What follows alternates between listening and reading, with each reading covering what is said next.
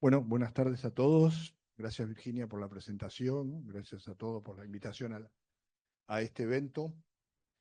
Nos vamos a dedicar ahora a hablar de la imagenología del carcinoma ductal in situ.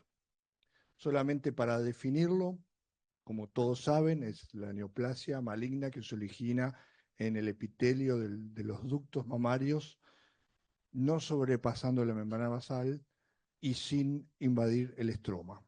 Hasta ahí las consideraciones histológicas que no me corresponden, solo la presentación del tema, ¿no? El carcinoma ductal in situ está íntimamente vinculado con el desarrollo del screening del cáncer de mama con mamografía. Eso es porque generalmente el carcinoma ductal in situ ocurre en mujeres asintomáticas, aparentemente sanas, y se detecta en una mamografía de screening, en la mayoría de los casos, por la presencia de microcalcificaciones. Es así que antes del comienzo de la realización de los programas de screening, allá por la década de 1980, el carcinoma ductal in situ era menos del 5% de todos los cánceres mamarios que se detectaban.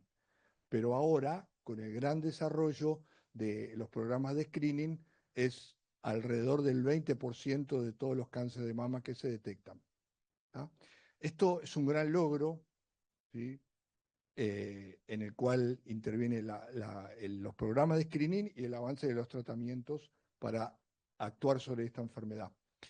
Sin embargo, este logro da pie a críticas, como todo el mundo critica todo, ¿no?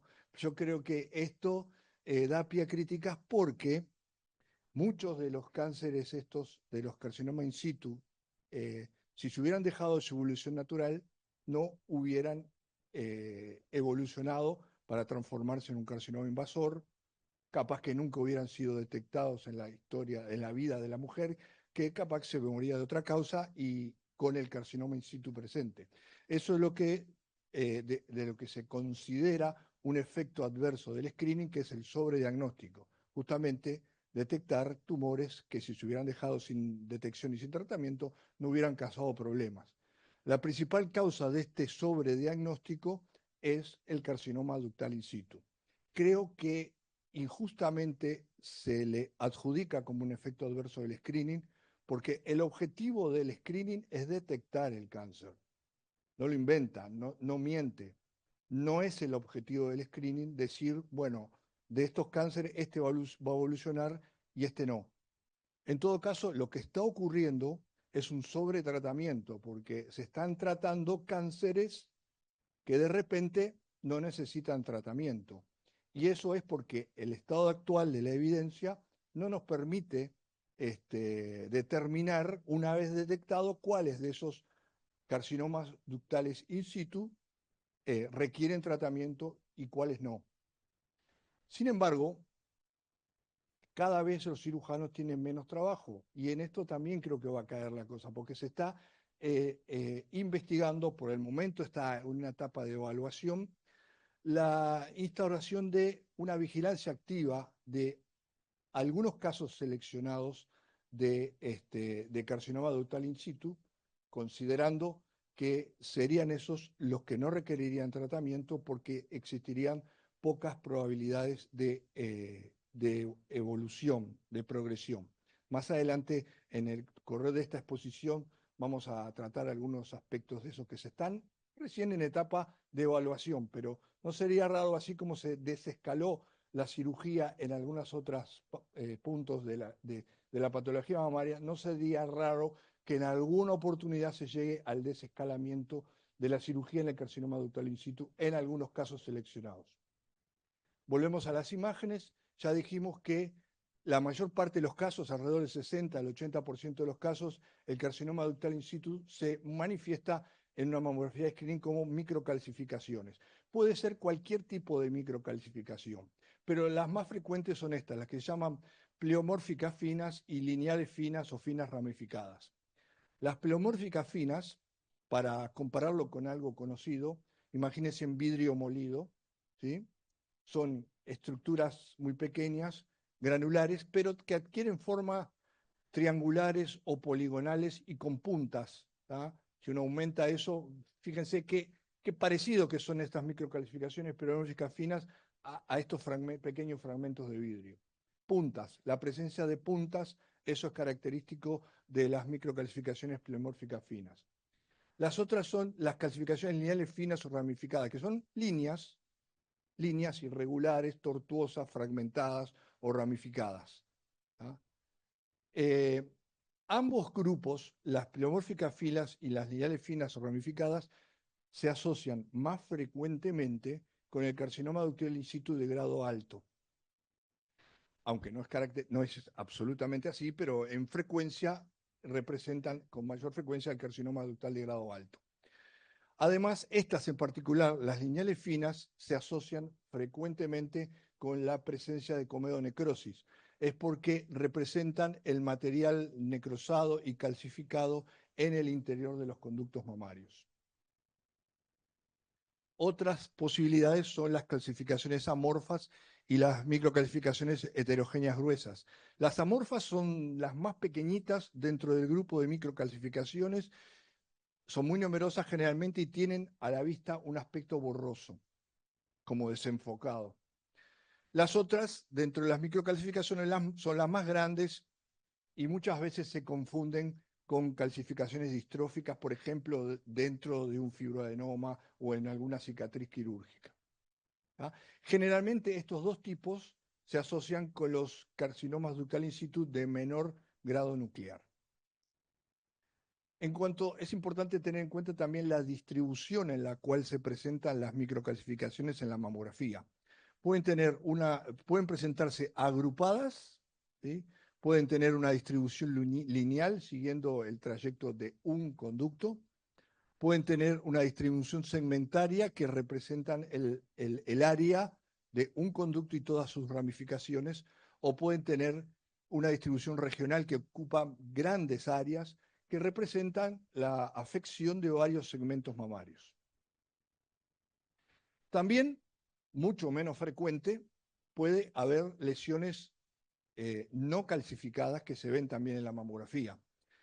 Lo más frecuente es la presencia de un nódulo, que puede ser un nódulo con márgenes indefinidos, generalmente no con márgenes espiculados, pero incluso también pueden presentarse por nódulos con márgenes bastante bien circunscriptos, que pueden hacernos confundir con una lesión benigna.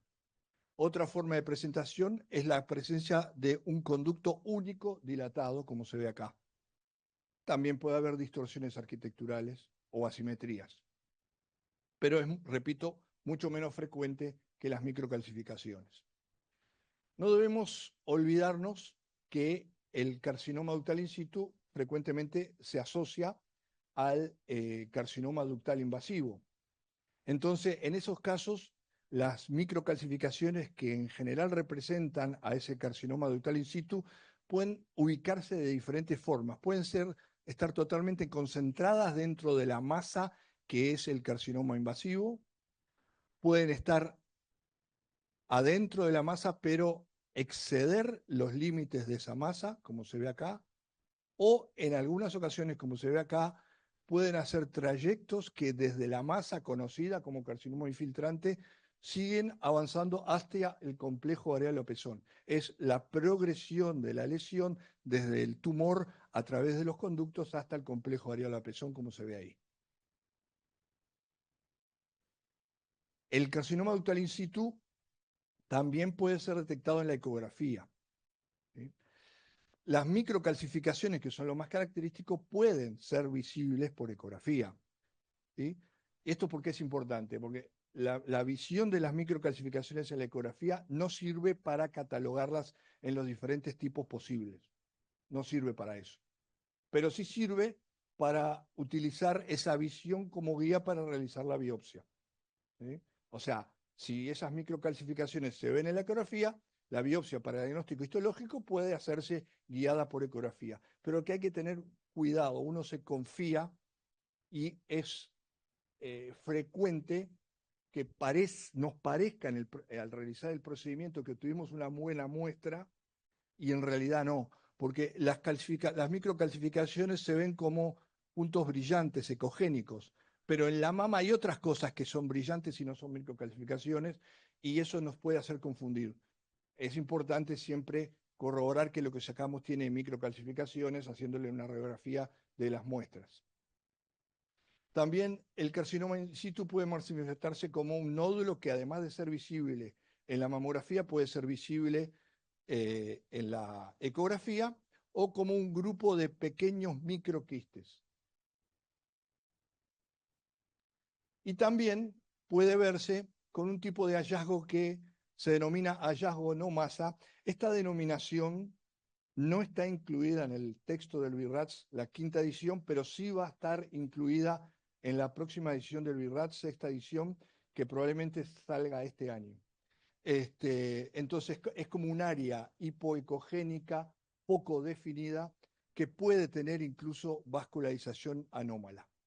¿Tá? Se denomina hallazgo no masa, para recordar a lo mismo que se ve en la resonancia magnética. Con respecto a la resonancia magnética en el carcinoma in situ, ¿para qué nos sirve? Para evaluar la extensión de la lesión ya conocida. Acuérdense que en todos los casos la resonancia magnética es la técnica imagenológica que tiene una mejor correlación entre el tamaño imagenológico y el tamaño histológico. Y también para determinar si hay focos adicionales en la misma mama o en la mama contralateral. La forma de presentación más frecuente del carcinoma ductal in situ en la resonancia es un área de realce de tipo no masa o no nodular, que puede ser focal, ¿sí? o agrupado, digamos, puede ser lineal, siguiendo el trayecto de un conducto, puede ser segmentario, representando un conducto y todas sus ramificaciones, o puede ser regional, abarcando más de un segmento mamario. Cualquiera de ellas puede darse. Además, se ha visto que la utilización de la resonancia magnética preoperatoria en el carcinoma ductal in situ tiene impacto en el plan quirúrgico. ¿Ah? Este estudio de este año, que corresponde a un subestudio dentro de un gran trial que está estudiando el aporte de la resonancia magnética preoperatoria, pero en este caso se concentra solamente en el carcinoma ductal in situ puro, unilateral, diagnosticado por biopsia. El estudio incluye 309 pacientes con resonancia preoperatoria y 309 pacientes sin resonancia preoperatoria, todos emparejados uno a uno según múltiples covariables demográficas, clínicas, de imagen, etc. Entonces, ¿cuáles fueron los resultados? En el grupo con resonancia preoperatoria se realizó un 9% más de mastectomías en primera línea, ¿sí? Mientras que se realizó un 12% menos en el grupo con resonancia de reoperaciones por márgenes insuficientes. Y si contamos el total de mastectomías, ¿sí? O sea, considerando las que se decidieron de primera línea y las que surgieron como consecuencia de la necesidad de reoperar, hubo un 5% más de mastectomías, pero esa diferencia en total no fue estadísticamente significativa. Estos resultados apoyan el uso preoperatorio de la resonancia magnética en el carcinoma ductal in situ, porque una de las críticas que se le hacía era el exceso de mastectomías que determinaba el uso de la resonancia magnética preoperatoria, muchas veces mastectomías consideradas innecesarias. Según este estudio se ve sí que hay un leve aumento de la mastectomía sin ser estadísticamente significativo. Lo básico de todo esto es que todo lo adicional que se detecte por la mamografía debe ser biopsiado antes de cambiar el plan quirúrgico inicial, ¿no? Eso es básico, obviamente, ¿no? ¿Cómo puede influir, como ejemplos de cómo influye el estudio con resonancia magnética o cómo no influye, porque a veces no influye? En este caso tenemos en esta mamografía microcalcificaciones extensas con una distribución regional. En esta paciente inicialmente se planteó realizar una mastectomía, pero antes se realizó una resonancia magnética y mostró una extensa área de realce de tipo nodular, que abarcó prácticamente la mitad de la mama. Y bueno, el plan final, luego de la resonancia, siguió siendo la mastectomía. En este caso, la realización de la mastectomía no varió el plan quirúrgico inicial. En este caso, es un grupo de microcalcificaciones en el cual inicialmente se plantea la cirugía conservadora. Todos, digamos, diagnóstico de carcinoma in situ probado por biopsia, ¿no? Se realiza la resonancia magnética y se muestra lo mismo, una extensa área de realce de tipo no nodular que abarca todos los cuadrantes internos. En este caso sí, el plan quirúrgico inicial varió de acuerdo al resultado de la resonancia y pasó a ser una mastectomía. Otro punto que quiero destacar, bueno, una cosa son las imágenes que indican la probabilidad de que se trate de un carcinoma in situ, pero eso hay que demostrarlo. O sea, hay que llegar a un diagnóstico histológico. Y hubo una evolución en el diagnóstico, en la búsqueda del diagnóstico histológico del carcinoma ductal in situ manifestado en su forma más frecuente, un grupo de microcalcificaciones. Bien, todavía hoy se sigue haciendo la práctica de la biopsia quirúrgica para diagnóstico, ¿sí? Es una realidad. En nuestro país se utiliza, o sea, el clásico arponaje, resección del grupo de microcalcificaciones con fines diagnósticos. En realidad es una práctica que debería ir abandonándose. La cirugía debería estar reservada para tratamiento y no para diagnóstico, porque actualmente hay técnicas precisas para lograr el diagnóstico. Y otra cosa que debería estar prohibida, digamos, que cabe que lo mencione, porque sé que se hace en algunos lugares de acá al interior, es la cirugía de este tipo de lesiones para diagnóstico, no para tratamiento, sin utilizar ninguna guía para la cirugía, solamente marcación en la piel. Eso implica una mutilación enorme del tejido mamario para encontrar un pequeño grupo de microcalcificaciones que capaz que después es benigno incluso. Eso totalmente desaconsejado y lo destaco porque sé que se realiza acá en el Uruguay. Bueno, lo ideal en la etapa en que estamos es el diagnóstico por medio de un procedimiento de biopsia percutánea guiada por imágenes. Eso es en la etapa en que estamos actual. Entonces, cuando consideramos eso, existen dos posibilidades, la biopsia core y la biopsia asistida por vacío. La biopsia core, el procedimiento es con una aguja que tiene dos vías, digamos, un estilete con una canaleta que avanza, se introduce en la lesión y después viene la vaina con el borde cortante que corta y atrapa un cilindro que después se retira y es la muestra que se envía para estudio histológico. Esto tiene el problema de que por cada inserción de la aguja se obtiene una sola muestra, ¿sí? O sea que si bien hay tubitos que se colocan para no estar pinchando y se puede hacer a través del tubo ese, bueno, habitualmente no se utilizan, hay que hacer, si tenemos que sacar 5 muestras, hay que hacer 5 punciones de la misma lesión. ¿Ah? Y se utilizan con agujas de calibre 14G. Lo otro es, digamos, el avance en la tecnología de biopsia, es la biopsia asistida por vacío. En este caso, el dispositivo se inserta en la lesión, se activa un mecanismo de vacío que chupa de esa lesión, o sea, que parte de esa lesión queda atrapada en la aguja, y después avanza una vaina con borde cortante rotatoria que va separando de la lesión esa muestra que luego es aspirada por el tubo ese y recolectada del otro extremo. Con este mecanismo, sin sacar la aguja del lugar de la lesión, se puede obtener todas las muestras que uno quiera obtener.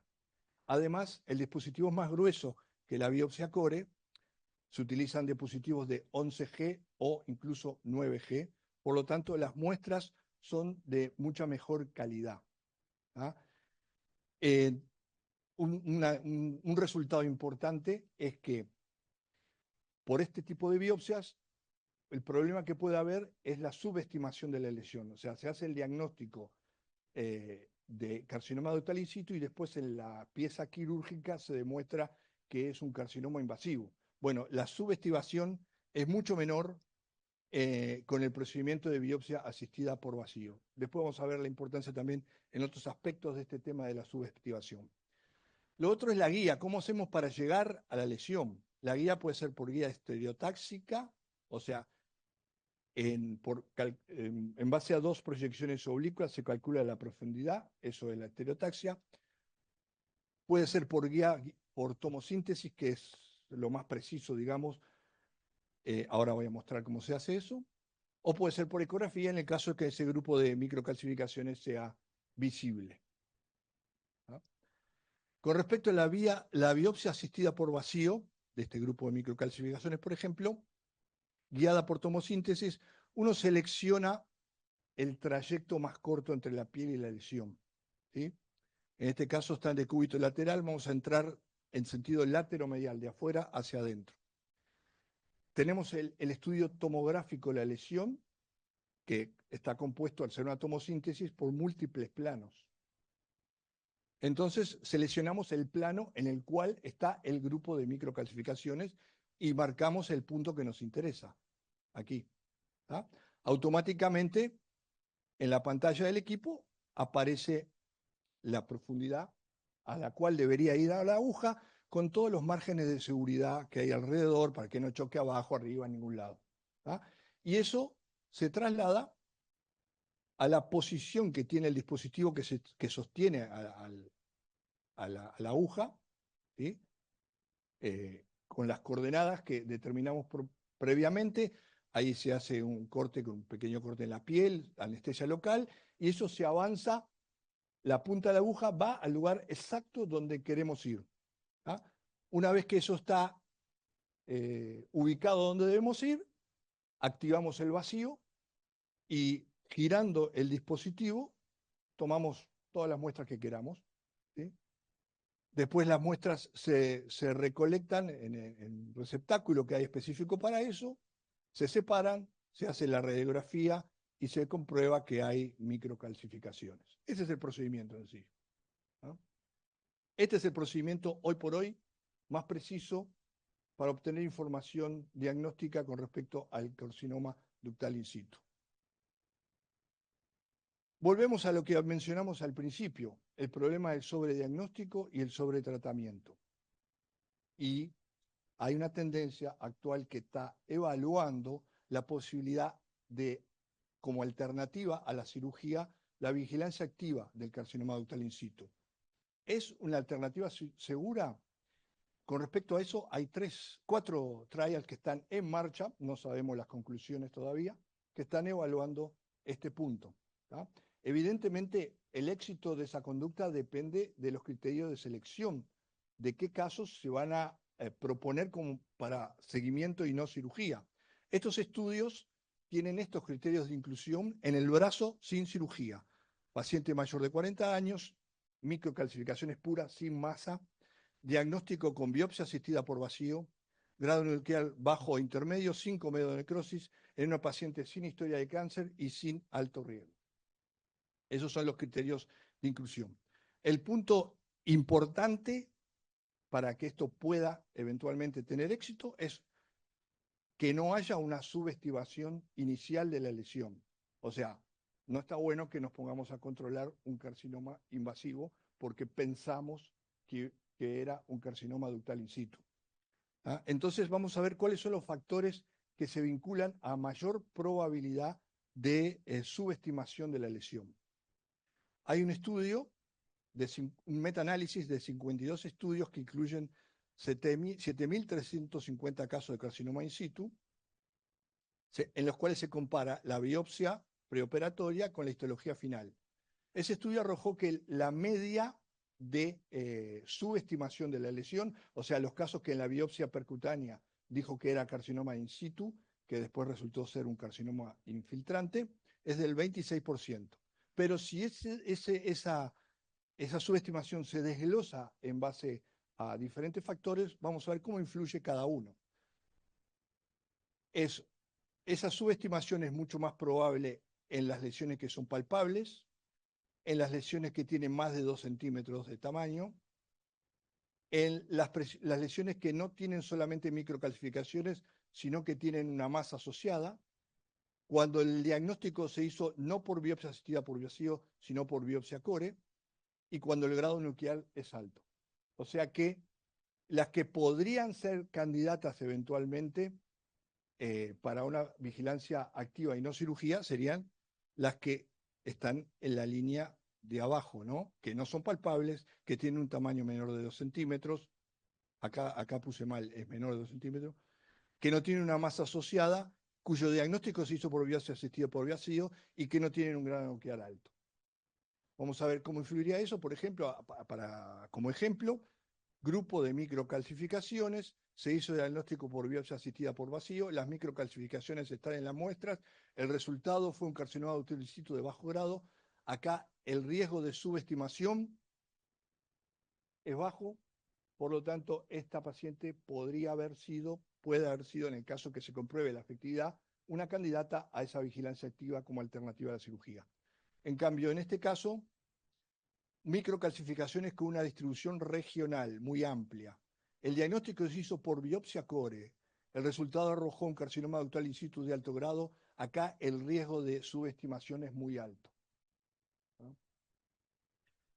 Otra cosa que se está investigando mucho, bueno, en muchas áreas, pero en esto en particular que nos trata ahora, es la influencia de la inteligencia artificial para seleccionar a estas pacientes que tienen menos probabilidades de que haya subestimación inicial de la muestra. Dentro de todos los campos que tiene la inteligencia artificial, que son varios, lo que interesa acá es lo que se llama radiomics, que consiste, o radiómica, en la extracción de características cuantitativas de las imágenes para elaborar modelos de predicción. ¿Ah? El proceso es así. Tenemos la adquisición de la imagen, esto se hace por resonancia magnética. Acá está la lesión, el área de realce de tipo no nodular, a lo cual sigue una segmentación, que es la delimitación de los márgenes de la lesión. Después viene la extracción de las características cuantitativas. Lo importante es que el sistema extrae características más allá de la posibilidad de la visión humana. O sea, las características, nosotros como humanos vemos la forma de las microcalcificaciones, la distribución, etcétera. Bueno, el radiomic agarra y selecciona otras imágenes que el ojo humano no puede ver. Después selecciona cuáles de esas imágenes sirven para el objetivo que se persigue y ahí elabora modelos de predicción que sirven para predecir la probabilidad de respuesta a la quimioterapia, la probabilidad de presencia de metástasis axilares, de tipo molecular de recurrencia, de que haya un componente invasivo o de progresión. Eso es lo que se está investigando mucho.